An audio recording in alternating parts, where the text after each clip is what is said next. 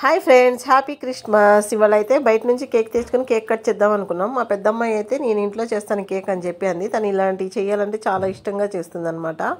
3 కోడిగుడ్లు అయితే ఫస్ట్గా బీట్ చేసేసుకొని, 1 కప్పు మైదా, ఒక అరకప్పు పంచదార మిక్సీ పట్టేసుకొని చక్కగా జల్లి చేసుకోవాలి. ఒక చిటికేడు బేకింగ్ సోడా, కొంచెం చిటికేడు సాల్ట్ వేసేసి జల్లి చేసుకోవాలి. ఏ నలకలు లేకుండా జల్లి చేసుకొని చక్కగా బీట్ చేసేసుకొని 2-3 స్పూన్లు పాలైతే కాచి చల్లార్చినాయి. దీంట్లో 1 కేజీ సాల్ట్, అయితే 1/2 కేజీ సాల్ట్ అయితే కుక్కర్లో వేసేసుకున్నాం.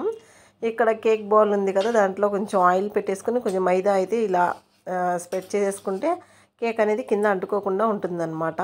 ఇలాంటి పిల్లలకి నేర్పిస్తే మనం లేకపోయినా సరే వాళ్ళకి తినాలనిపించినప్పుడు మన మీద ఆధారపడకుండా వాళ్ళు చేసుకుంటారనమాట. ఇలాగా మా అమ్మాయి అది పెట్టింది కానీ సెగగా ఉంది మమ్మీ అంటే నేను పెట్టాను అక్కడ.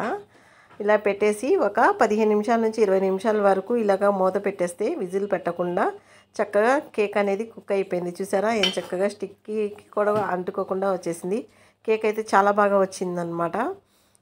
చాలా టేస్ట్గా ఉంది. మనం బయట కొనుక్కుంటే చాలా డబ్బులు పెట్టి కొనుక్కోవాలి. మన ఇంట్లో ఉన్న వాటితోనే చక్కగా ఈజీగా కేక్ అయితే రెడీ చేసుకోవచ్చు.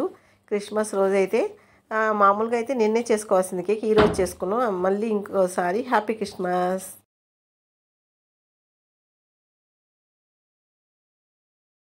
తనకి ప్లెయిన్ కేక్ లాగా కనిపించింది అనమాట. అయితే చాక్లెట్ ఉంటే చాక్లెట్ని క్రీమీగా చేసి దాని మీద ఇలాగా స్ప్రెడ్ చేసింది.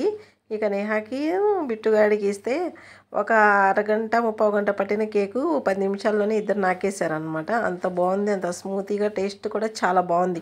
మనం హోమ్మేడ్గా చేసుకుంటాం కాబట్టి చాలా టేస్ట్గా ఉంటుంది.